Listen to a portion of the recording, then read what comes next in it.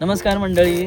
तर आज मी आलोय ना आमच्या बागेकडं. काजूची बाग आहे आमची. तर आमच्या काजूला आता मोहर आलाय आणि काही काजू पण लागायला सुरुवात झाली.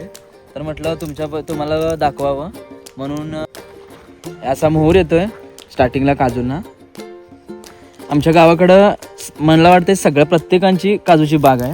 आमच्या गावाकडं काजूचं पीक जास्त म्हणजे खूप जास्त प्रमाणात काढलं जातं. आणि हे जे तुम्हाला दिसतंय ना, ही सगळी आमची काजूची बाग आहे. ह्या झाडाला कसला मस्त मोहर आलाय, खरंच लय भारी मोहर आलाय. आणि हे बघ इकडे ह्याला कसा गुलाबी कलरचा मोहर आलाय बघा. खरंच अप्रतिम मोहर आलाय. हे बघा असं मोहर येतंय हे बघा. आणि काही झाडांना काजू लागायला सुरुवात झाले, काही झाडांना नाही झाले. आणि जी काजू लागले ती पण तुम्हाला दाखवतो बघा. ह्या झाडाला अशा काजू लागायला सुरुवात झाले बघा. हे असं छोटी छोटी काजू लागते. हा जो मोहर आहे ना, ह्या मोहरातूनच हे असं फळ येते काजूचं. हे अजून पिकलेलं नाही, तयार झालेलं नाही आहे. हे काय खाली आहे ना, हे काजू आहे. आणि हे वर आहे ना, त्याला आमच्या गावाकडं आम्ही त्याला मुरटा म्हणतो किंवा त्याला काजूचा वर असतं त्याला बोंडा पण म्हणतोय. हे छोटे छोटे झालेत. इकडे बघा, हे जरा मोठी झाली बघा.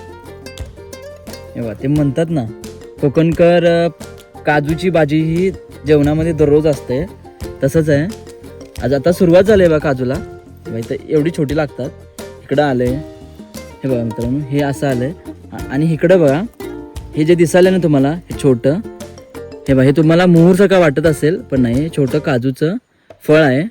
पहिल्यांदा असं येतंय, नंतरला हे असं एवढं होतंय आणि नंतरला अशी हे त्याची वाढ होते. आणि मी इकडं बघा लास्ट हे अजून पण तुम्हाला पर्पल कलरमध्ये दिसायला आहे गुलाबी. नंतरला त्याला एकदम प्रॉपर हिरवं कलर होते.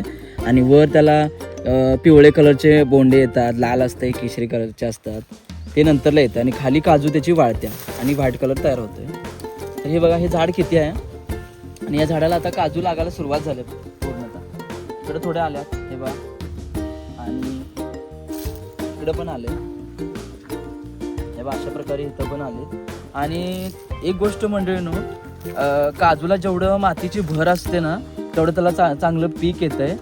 आणि हे जे तुम्ही खाली बघाला ना, ही जी माती इथं रताळी लावली होती, आता त्यातली रताळी काढलेली आहे. रताळी का करतात, जेणेकरून काजूच्या झाडांना भर पण मिळते आणि काजूचं पीक जास्त चांगलं येते.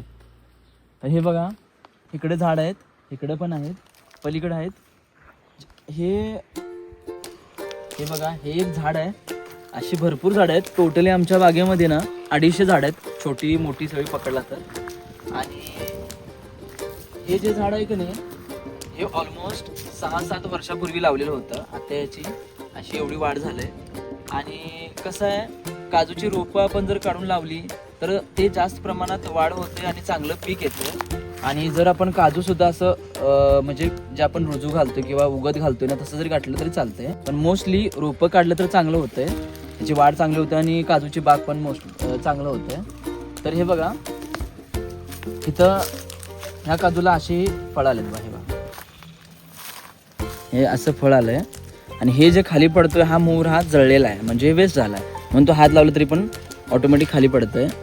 हे बघा, ही सुरुवात आहे आत्ता, म्हणजेच काय 10% सुरुवात झालं आहे. आणि थोड्या एक 15-20 दिवसानंतर तुम्ही बघितला ना, तर सगळी काजू भरलेली जाते म्हणजे काजूच्या फळांनी. त्यावेळेला पण मी तुम्हाला व्हिडिओ नक्की तुमच्यापर्यंत शेअर करेन.